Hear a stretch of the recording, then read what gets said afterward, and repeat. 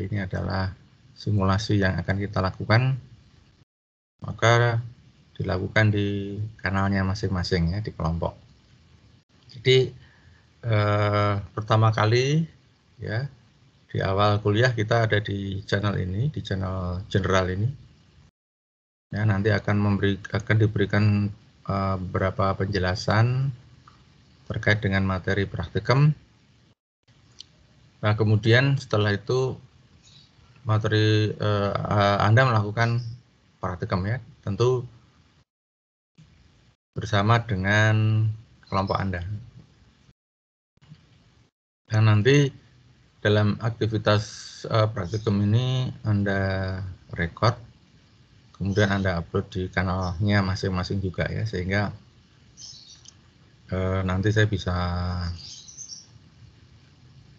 melihat ya aktivitas Anda, atau saya juga nanti bisa masuk ke kanal ya, untuk mungkin mengawasi atau memberikan asistensi. Kemudian seandainya di dalam praktikum nanti ada yang ditanyakan, ya silahkan nanti di chat ya di channel general ya, sehingga akan bisa dibantu ya. Tentu nanti juga menyebutkan kelompoknya ya, kelompok mana, sehingga nanti bisa langsung ke roomnya itu ya. Demikian juga nanti di laporan sementara maupun laporan akhir ya, nanti bisa disampaikan di channelnya ya. Mungkin itu sebagai pendahuluan. Selanjutnya saya akan mengecek apakah semuanya sudah berhasil menginstal multisim. Gimana? Silahkan diceritakan apakah sudah semuanya atau ada yang belum. Sudah, Pak. Sudah semua ya? Ya. Nah, kalau sudah semua dan ini kelihatannya juga, kalau saya melihat kulonnya ya kemarin sudah bisa berfungsi, jadi nanti bisa kita manfaatkan untuk mengupload buku petunjuk ya. Namun sekarang ini kita belajar dulu ya, atau memahami dulu bagaimana ataupun cara memakainya ya, secara bersama-sama. Kita melihat fungsi-fungsi dari multisim ini apa saja, dan nanti yang akan kita gunakan itu kira-kira seperti apa gitu ya.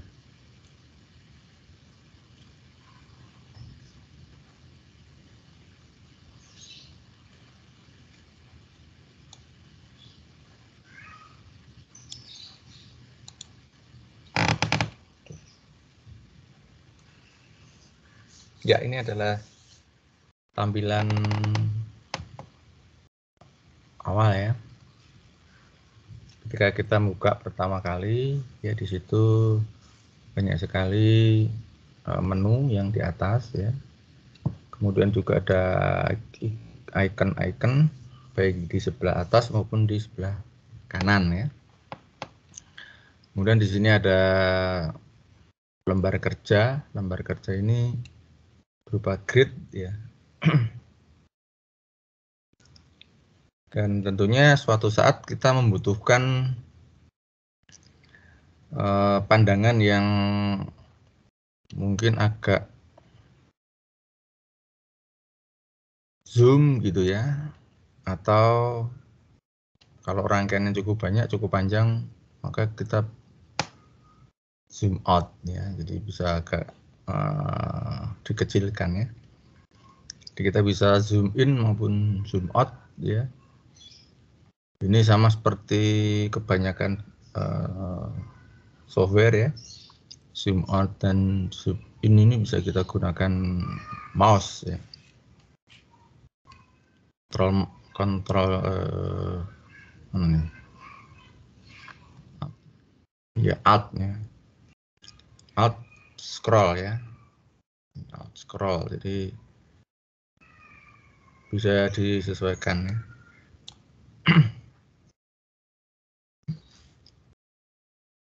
Kemudian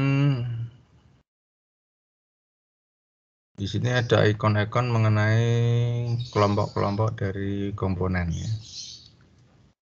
Yang paling kiri ini kelompok source. Source itu sumber ini bisa sumber tegangan, sumber arus dan tegangannya bisa AC, bisa DC. Kemudian sumbernya juga bisa, kalau kita lihat di sini ya, bisa bermacam-macam ya.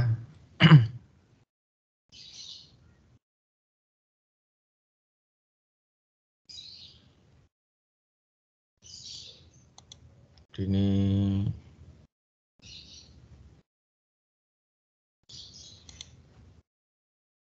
bisa dipilih nanti sesuai yang cocok ya. Bahkan ini digital source ya, jadi artinya sumbernya adalah clock ya. Meskipun sebenarnya sumber ini juga nanti bisa digantikan dengan instrumen lain begitu ya. Jadi nanti kita bisa memakai sumber ini ataupun digantikan dengan instrumen ya. Contohnya kalau misalnya AC ini, kita bisa menggunakan function generator. Jadi sama seperti di praktikum offline, untuk sumber tegangan kita bisa menggunakan sumber ya. Itu bisa menggunakan jala-jala listrik ya, kalau memang itu tegangannya cukup besar. Atau kita bisa menggunakan function generator ya, kalau memang tegangannya cukup kecil ya. Hanya kalau di jala-jala listrik kan kita sudah pasti nilainya, yaitu 50 Hz dan tegangannya adalah 220. Kalau di function generator kan kita bisa atur ya semua tegangan maupun frekuensinya. Nah, sedangkan kalau di sini ya tentu karena simulasi kita bisa atur berapa parameter juga lebih mudah diatur ya. Misalnya ini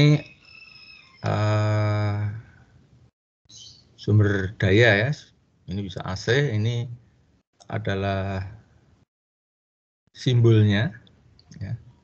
Ingat, plus dan minus ini bukan berarti atas plus ini minus ya, tapi adalah pada saat T sama dengan 0 mulai di on kan itu ya. Jadi pada saat pertama sinusnya itu yang atas adalah positif ya.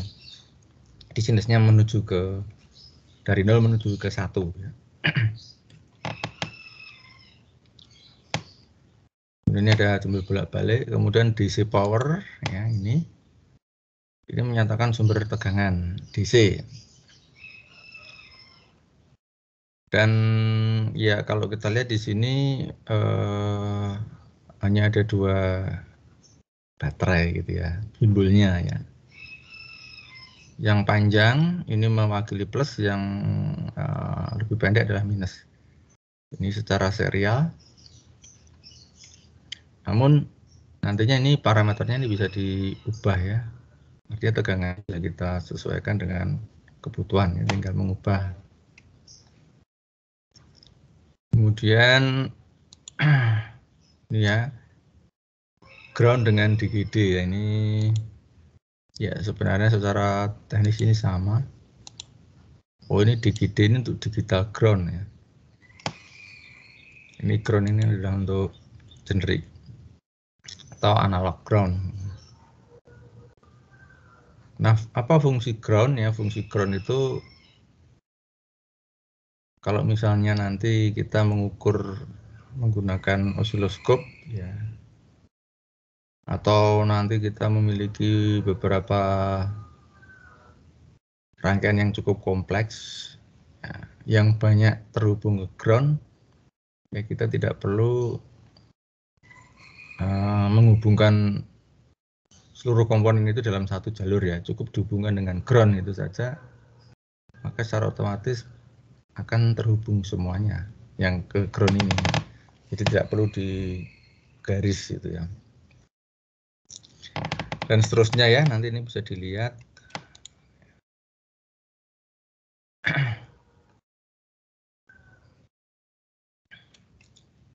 Ya, ini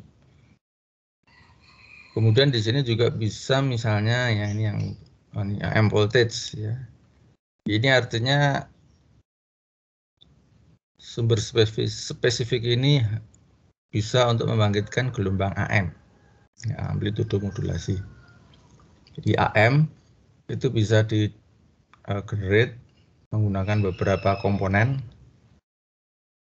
ya, sesuai dengan nanti persamaannya. Namun di sini ada yang sudah jadi ya. Artinya sudah jadi ini sudah dibuatkan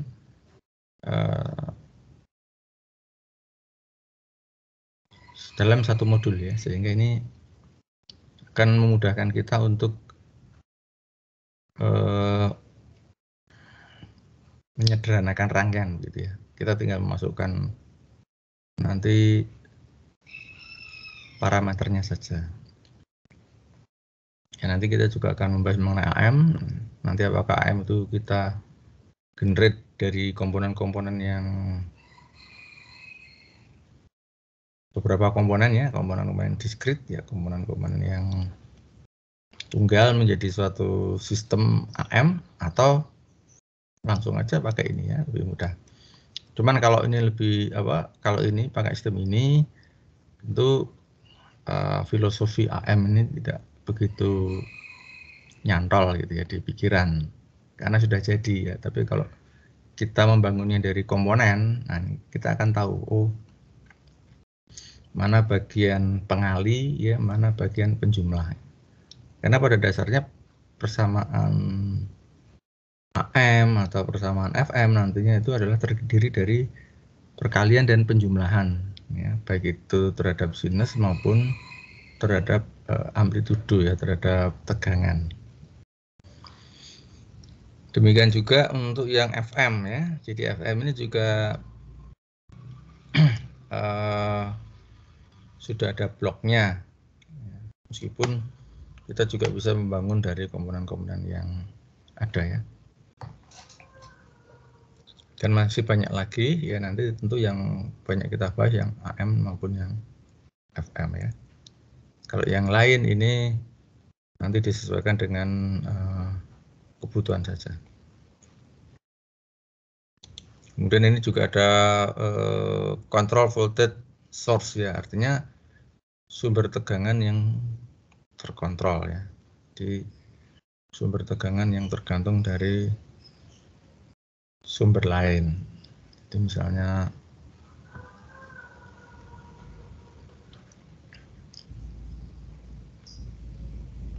itu sih. Bentar.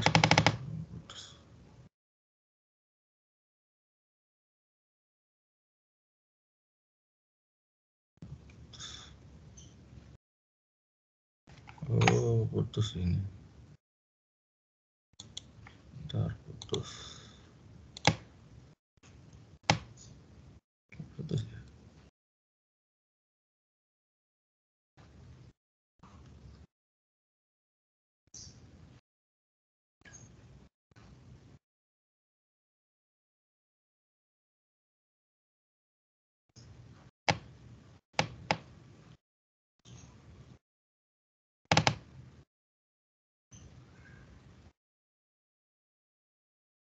Bentar, kok error.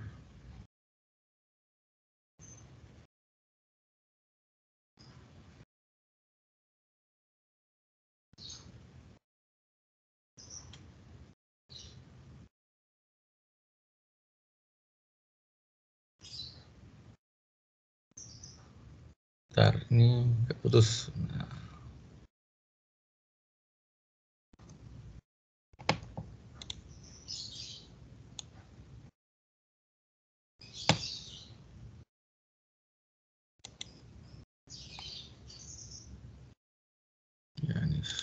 Stop, putus.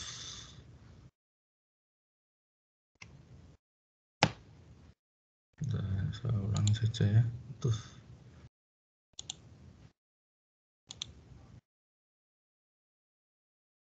Ya, mudah-mudahan sudah kelihatan. Ya, gitu. Nah, sekarang kita akan coba rangkaian yang sederhana ya. Kita mulai dari rangkaian DC dulu. Misalnya, oh ini kurang tengah ya. Ya, misalnya kita punya sumber tegangan ya. Kemudian mungkin di sini peletakannya kita membutuhkan yang horizontal ya, ini kan vertikal ya. Siapa tahu suatu saat kita butuh yang horizontal, ini bisa kita putar ya. Dengan Ctrl R.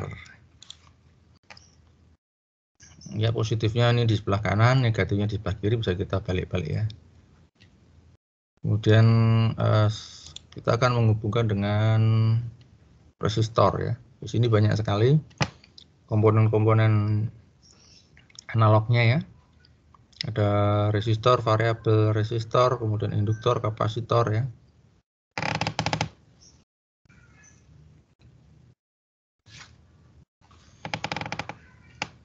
Misalnya kita ke resistor, dan ini bisa kita pilih. Ya, paling gampang kita menggunakan angka 1 kilo saja. Dan ini pun juga nanti bisa kita atur R-nya ini apakah akan horizontal atau vertikal ya. Vertikal kan. Kemudian juga misalnya kita akan mengcopy juga bisa ya, daripada mengambil komponen, karena komponennya di sini sudah ada, kita tinggal copy, tinggal di blok saja mana yang akan di copy ya. Pakai mouse. Nah, ini juga nanti bisa kita putar juga ya secara bersama. Ini bisa di copy ya, atau bisa di paste ya. Nah, ini perlu untuk misalnya kita daripada bolak-balik ya. Meskipun R-nya ini sama, nanti bisa kita atur sesuai dengan nilai yang kita butuhkan ya. Jadi ini misalnya yang 1 kilo, yang lainnya bisa kita atur sesuai dengan kebutuhannya. Jadi misalnya ini saya ganti dengan nilai yang lain ya, 1,5 kilo. Kemudian ini juga bisa dipilih satuannya ya. Ya, R-nya bisa 0,0 sampai dengan mega ya.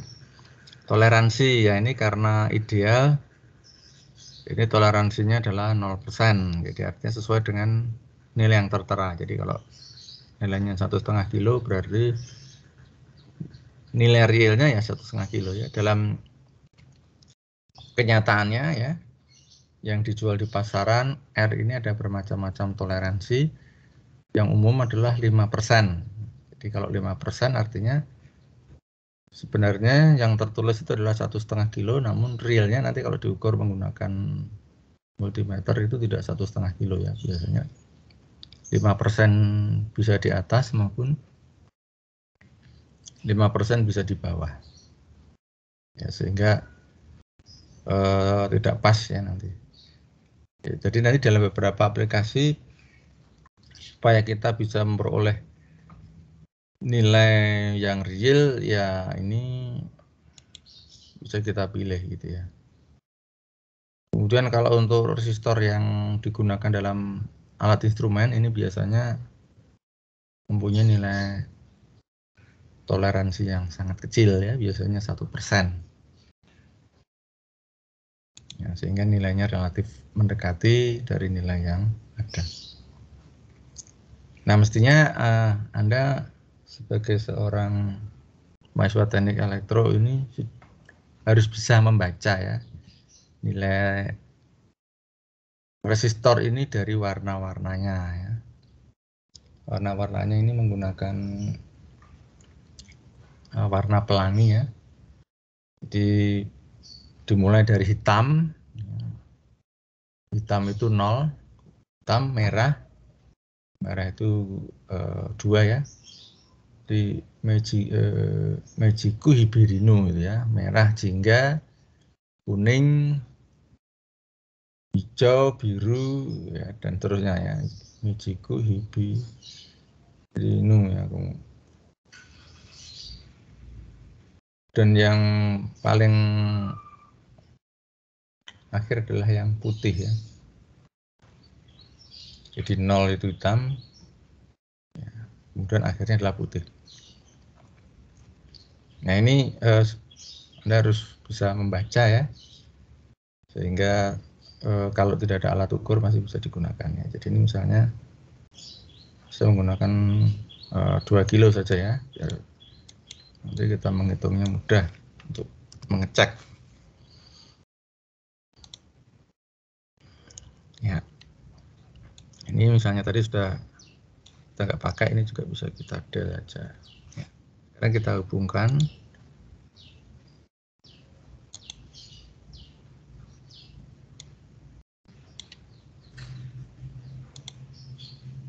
Ini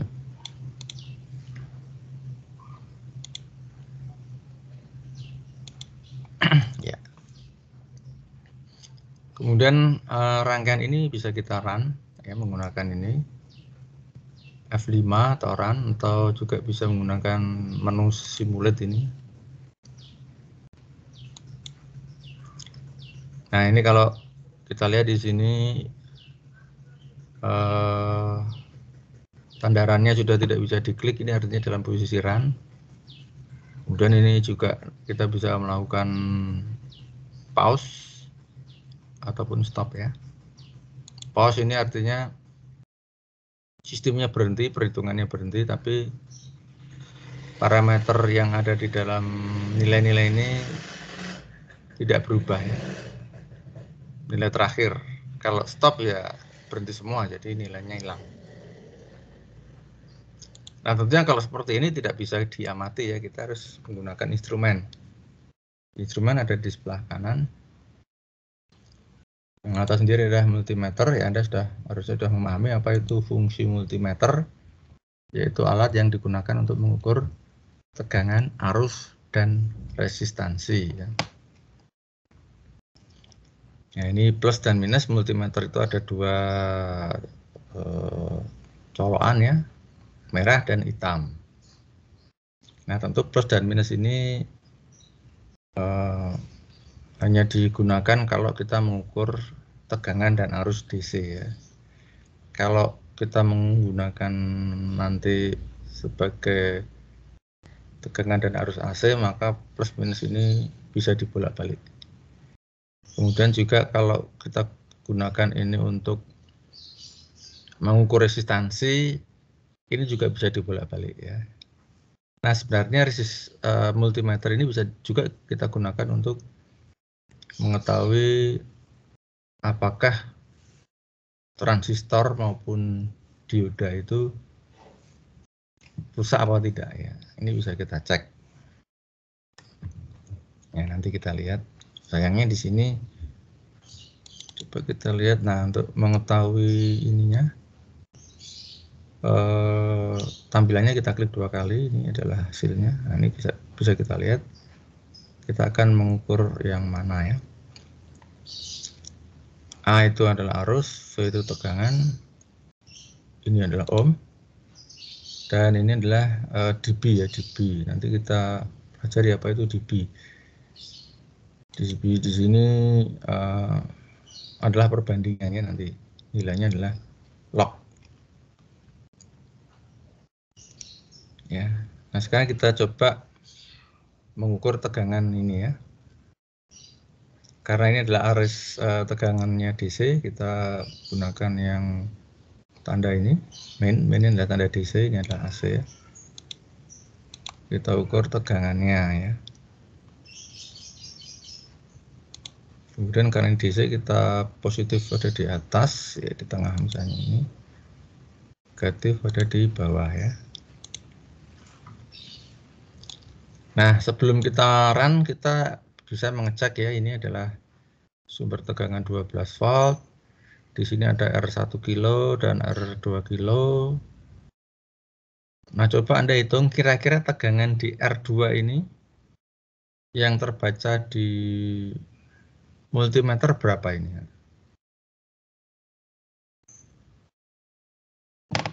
Coba dihitung berapa volt itu? Izin menjawab, Pak. Ya, 4 volt, Pak. 4 volt. Iya. 48. Ya, kita lihat ya. 8 ya. Iya, 8. Ya, kita lihat ya. Jadi harusnya ini 8. Kita lihat. Oh ya, benar ya. Bagaimana caranya? Ya, ini kan pembagi tegangan sederhana ya. Jadi kalau di sini 2, di sini 1, berarti kan total R-nya adalah 3 ya. Berarti di sini kan 2 dibagi R total, 2/3 dikalikan dengan tegangan utamanya ya 12. Jadi 2/3 kali 12 adalah 8. Ya. Ya, jadi itu untuk yang DC ya ini. Jadi ini coba kalau kita pause ya, jadi tegangannya tidak sama. Sekarang kalau kita pindah ya, kita pindah. Oh, nggak bisa ya kalau di sini ternyata kalau mau dipindah harus dimatikan ini. Atau kita, oh ya. Jadi ini untuk pengamatan saja ya nanti di AC ya.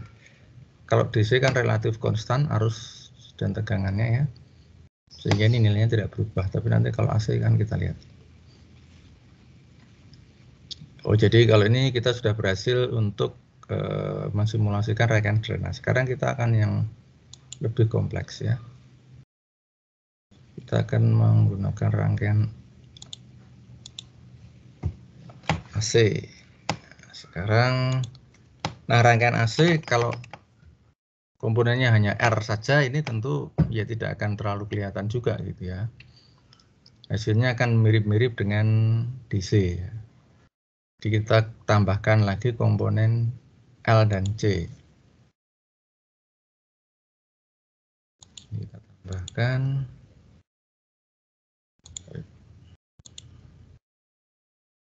L dan C. Itu kapasitor.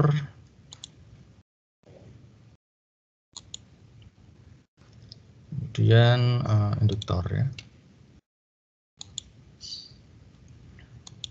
Ya, RLC. Ya ini biarkan nilai defaultnya dulu ya. Kalau nilai nanti disesuaikan dengan kebutuhan ini biarkan, biar kita tidak mengubah. Ya. Ya biarkan seperti ini saja. Kemudian sumber AC-nya kita gunakan yang C ya.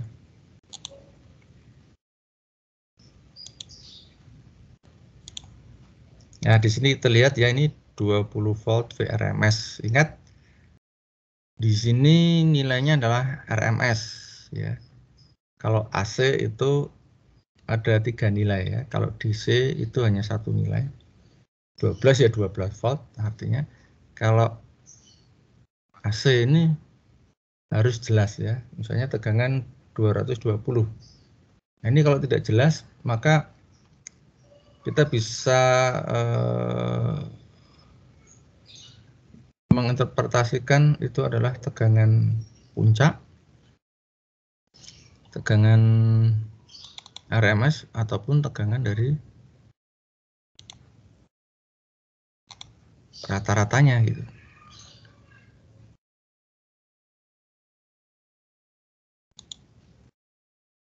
Nah,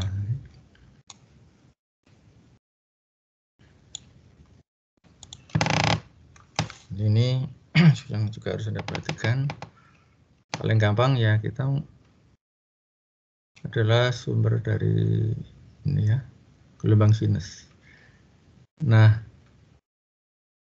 ini nilainya 1 volt, ya ini fungsinya adalah sin X ya. Nah, ini anggap aja 1 ya, ini agak panik. Nah, ini disebut sebagai nilai tegangan puncak ya, sering disimbolkan dengan Vp. Kemudian di sini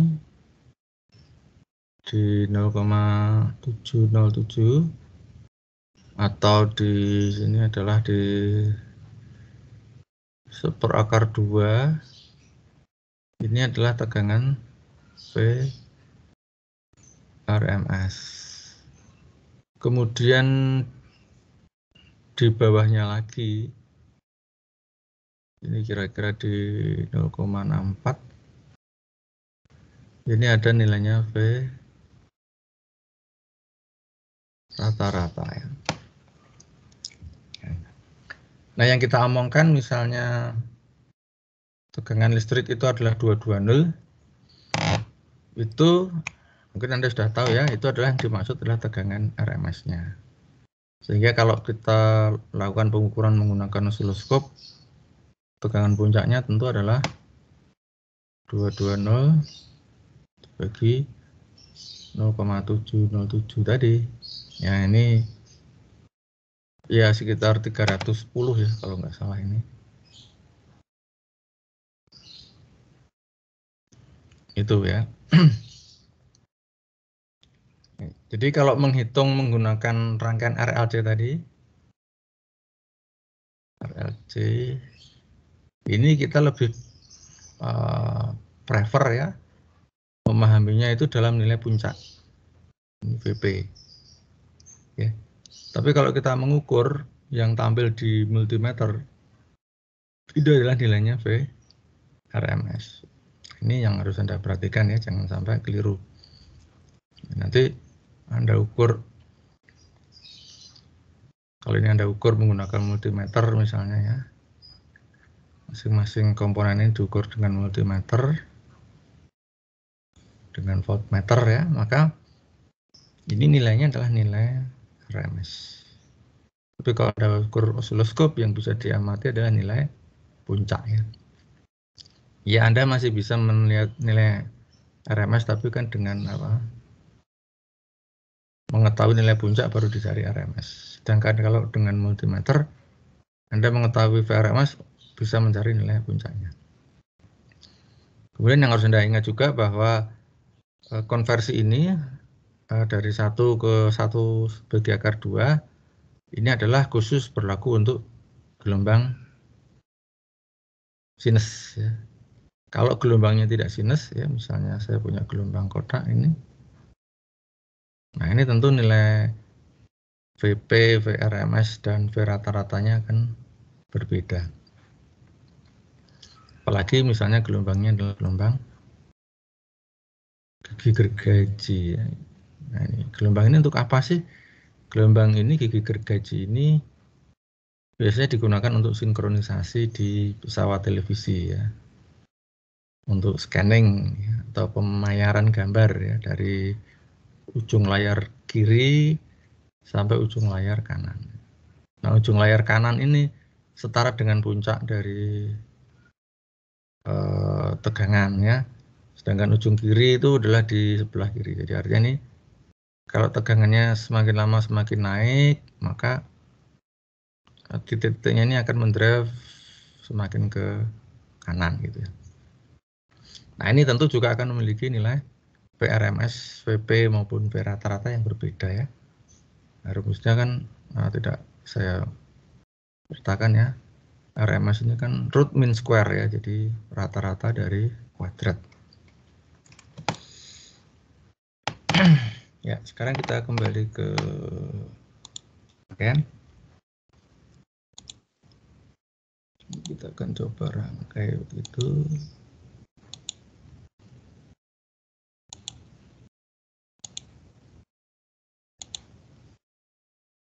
Jadi kalau kita ingin misalnya memperoleh tegangan 120 volt peak, ya berarti harus diturunkan nilainya ya, RMS-nya. Dan ini 60 Hz itu adalah frekuensinya. Ya default kita sih 50 ya. Ini default di Amerika 60. Ini 0 derajat, ini adalah saat pertama kali di on kan, ini sinusnya dimulai dari 0 ya. Kemudian kalau kita lihat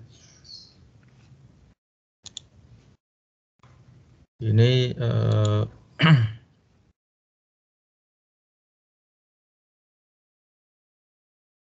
kita bisa menggunakan osiloskop untuk memeriksanya. Osiloskop ini bukan ya. Osiloskop, nah ini osiloskop ya. Nah osiloskop ini memiliki dua kanal ya, default yang ada di pasaran. Oh ini tidak terhubung. Ini satu adalah ke probe-nya, misalnya satu di sini. Nah yang lainnya ini adalah ground-nya ya. Oh kebalik ya. Oh benar ya ini. Ini plus, ini main ini. Jadi ini ground. Nah ground ini Anda bisa hubungkan langsung seperti ini. Atau nanti bisa diganti dengan ground saja ya, supaya tidak banyak kawat. Ini juga sama. Nah ground ini kalau groundnya sama, ini yang B ini tidak perlu dihubungkan. Kemudian kita akan mengukur misalnya di sini ya. Ya. Jadi kita akan membandingkan tegangan di jala-jala dengan tegangan di sini ya, antara R dan L ini. Kita running, kita lihat, nah ini, wah ini ternyata tidak kelihatan ya, ya karena tegangannya cukup besar ya, ini 120, sementara di sini voltnya ada 5 volt per div ya, jadi artinya ini satu kotak 5 volt, berarti ini hanya 15 ya. Ini perlu diturunkan ya, tegangannya, atau kita naikkan volt per div ya, tergantung dari kebutuhan. Ini untuk channel A. Nah ini sudah bisa ya, ini sampai 100 per div, berarti di sini sampai 200. Ini B-nya juga begitu ya.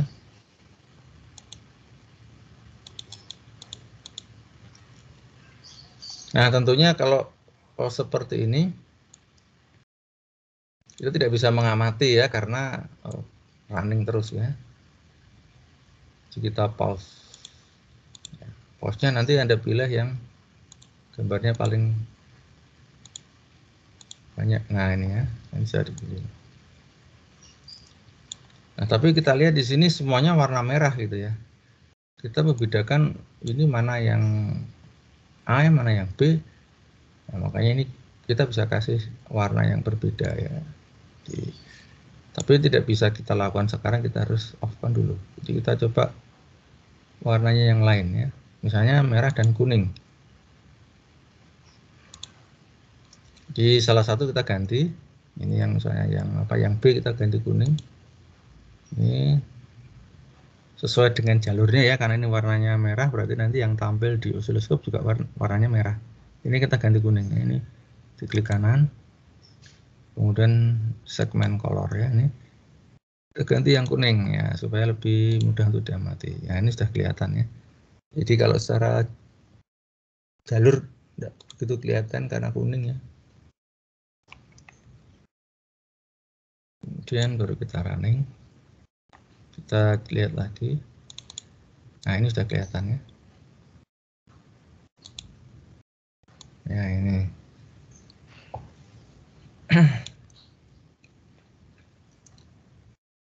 Ya ini. Ini yang merah adalah yang asli sumber, yang ini kuning. Nah kita lihat beda fase antara kuning dan merah ini ya hampir 180 derajat ya. Nah, ini yang satu naik, yang ini turun. Ini Anda bisa cek lagi menggunakan perhitungan beda fase ya, tegangan RL dan C-nya ya. Kemudian untuk mengetahui nilainya, ini kita geser.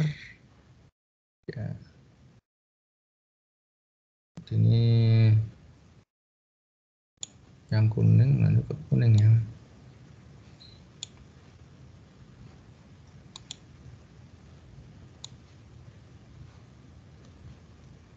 Ini merah.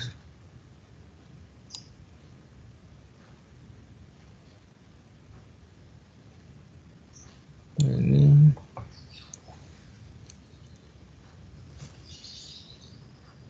kita bisa melihat di sini time-nya. Cuman ini kok kuning semua, ke merah semua ya. Saya nggak dibalik. Ini untuk anu ya.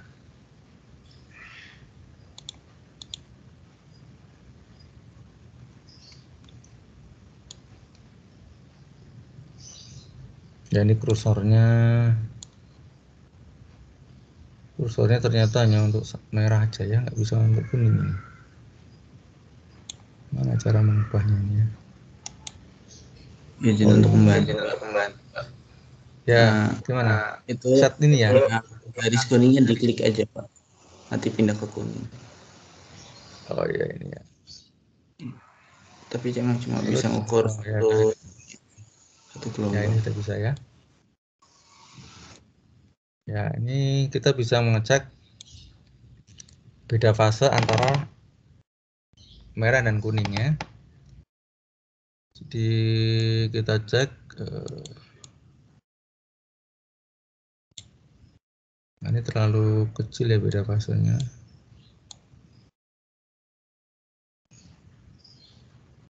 Oh ini dari 0 ke 0 ya. Jadi ini yang merah ini dari 0, kemudian yang kuning ini juga mulai dari 0. Ini kita lihat berapa beda fasenya di sini. Kita bisa mengukur dari sini ya. T2 min T1. Beda fasenya adalah 7,704 milisecond ya. 7,704. Kita lihat kalau frekuensinya adalah 60 Hz, berarti satu periode itu adalah 1/60. 1/60 second. 1/60 second. Ya, sebenarnya tadi kita pakai yang 50 aja ya, lebih mudah. Ya, tapi kita sedang 1/60 itu kalau dihitung 16 ya, kira-kira satu periode itu 16,67 milisecond. Nah, sehingga kalau ini selisihnya adalah 7,74, jadi 16,67 itu setara dengan 360. Nah, Anda bisa menghitung kalau 7,74 itu setara dengan berapa derajat gitu ya. Jadi Anda bisa menghitung 16,67 per 360 sama dengan 7,74 dibagi X dibagi 7 salah. X per 360 sama dengan 7,74 dibagi 16,67 gitu ya. Nanti perhitungannya, jadi dalam satu periode ini itu adalah 16,67 milisecond ya. Ini setara dengan 360 derajat ya. Jadi kalau 7,74 milisecond ini setara dengan berapa derajat? Ini bisa dihitung dengan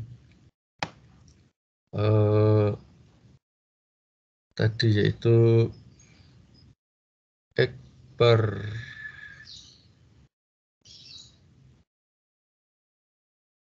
360 sama dengan 7,74 dibagi 16,67 ya. Dari sini kita tahu X-nya nanti berapa derajat.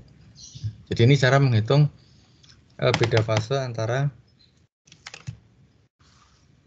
dua sinyal ya yang ada nilainya dalam waktu ke derajat. Kalau untuk tegangannya ya, misalnya antara tegangan pada waktu yang sama gitu, puncaknya di berapa di sini, nah, ini bisa kita lihat masing-masing dari nilai kursornya ini ya. Ini masih kuning juga ini ya, malah kuning semuanya.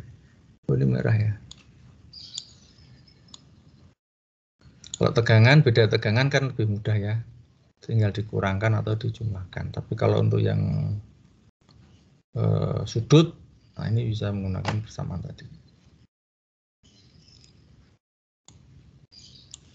Nah, nanti juga kita tidak hanya menggunakan osiloskop dual channel ya. Nanti kita juga bisa menggunakan osiloskop 4 channel ya. Di sini ada 4 channel ya. Untuk apa 4 channel? Ya, tentunya untuk pengamatan di titik-titik yang lebih kompleks ya dalam waktu bersamaan.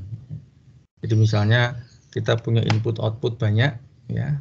Nah, kita ingin tahu di masing-masing keluaran itu beda fasenya berapa. Ini kita menggunakan 4 channel. Nah, 4 channel dengan 2 channel ini sama ya, pengaturannya ya terdiri dari probe dan ground. Groundnya karena 4 ini jadiin 1, kemudian di sini ada lagi 1 trigger. Trigger itu adalah pada saat pertama kali penyapuan layar ya dari kiri ke kanan ini mengikuti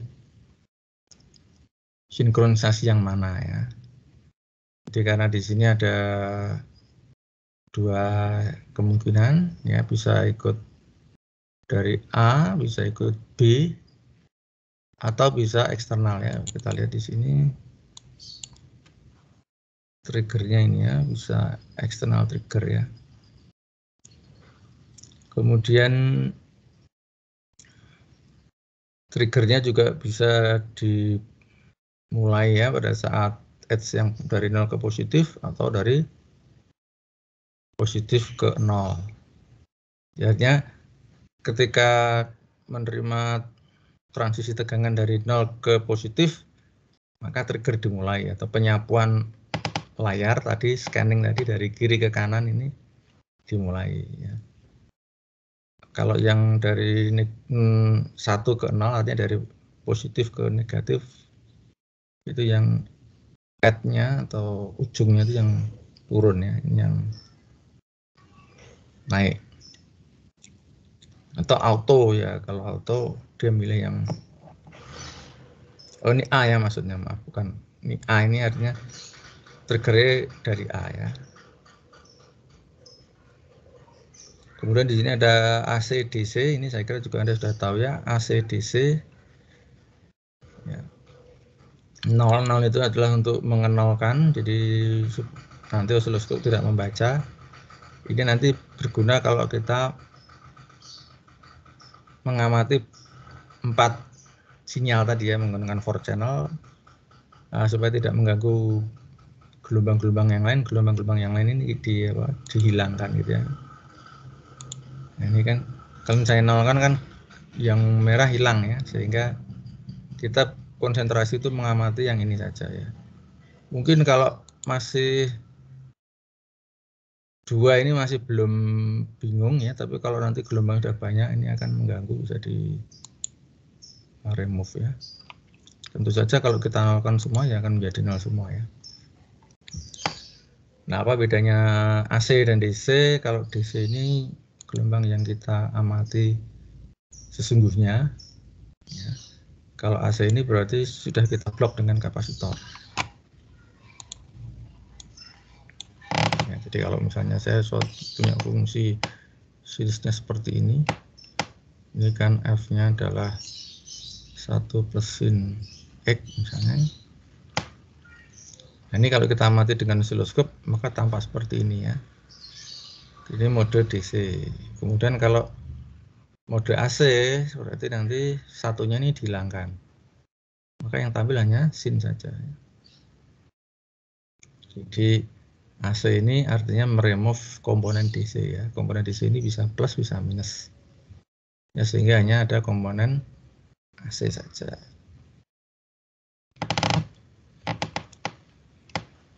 Apalagi ya.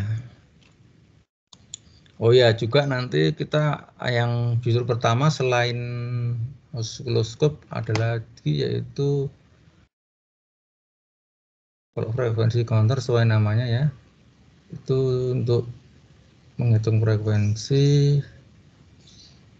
Nah, ini spektrum analyzer. Apa itu spektrum analyzer? Jadi kalau di osiloskop ini kita melihat dalam kawasan waktu.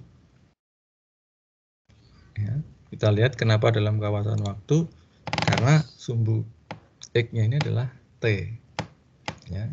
Sumbu Y-nya adalah tegangan ya. Jadi artinya ini misalnya 0 detik ya, ini tadi berapa? 6,67 milisecond. Ini 2 kalinya dan seterusnya ya. Nah, kalau spektrum analyzer nanti sumbu X-nya ini adalah frekuensi ya, sumbu Y-nya sama yaitu tegangan. Kalau frekuensi otomatis ini nanti satuannya adalah hertz ya. Jadi ini 1 hertz, 2 hertz dan seterusnya tergantung skalanya. Nah, tentunya pengamatan menggunakan osiloskop dengan frekuensi ini tampilannya akan berbeda. Kalau ini kita melihat secara waktu, ini secara frekuensi. Nah, nanti kan kita lihat di tekan saja ya, biar lebih jelas penjelasannya. Ya, kalau ini yang lain nanti bisa kita pelajari sendiri. Kalau frekuensi counter sesuai dengan namanya, frekuensi counter berarti dia menghitung frekuensi gitu ya. Jadi kalau tadi ini disebutkan frekuensinya 60 Hz, nah ini kita lihat apakah ini benar-benar 60 Hz apa enggak gitu ya. Ya. Nah, yang harus Anda ingat, karena ini masukannya cuma 1, maka Anda harus menggunakan ground ini ya. Di ini belum kita kasih ground. Kita lihat bisa jalan enggak ini. Ini enggak kelihatan ya.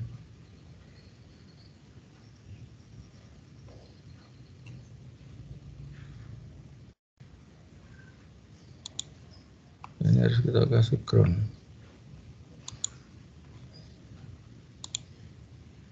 Maaf dulu ya. Nah, ini harus kita kasih ground. Ground.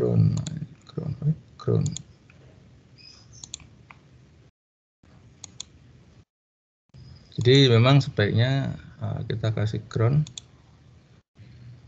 untuk akurasi ya. Mana ini nilainya? Kelihatan. Oh,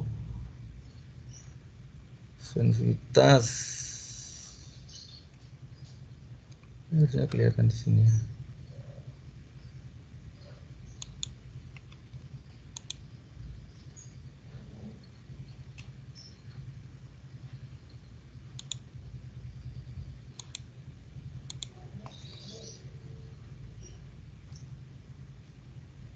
Bentar.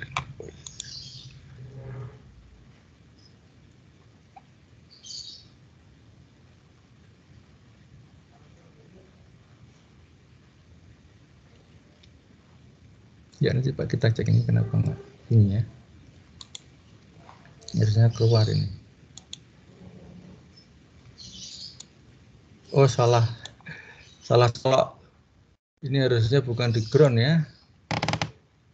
Kalau menghitung di ground yang nggak kelihatan, ini harusnya di sini. Ya ini. Nah, ya kalau salah-salah nggak bisa ya. Nah, ini kelihatannya. Lampu heads, ya bener ya, sesuai. Ya itu, mungkin itu dulu ya penjelasan kita. Nanti silahkan dieksplor, minggu depan kita mulai dengan praktikum. Oh ya, untuk Kulon sudah bisa, nanti akan saya upload ya, baru kemarin. Belum materinya ini, belum saya upload untuk buku petunjuknya.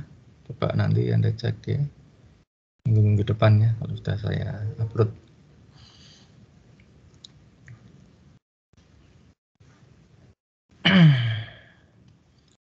Ya, begitu dulu.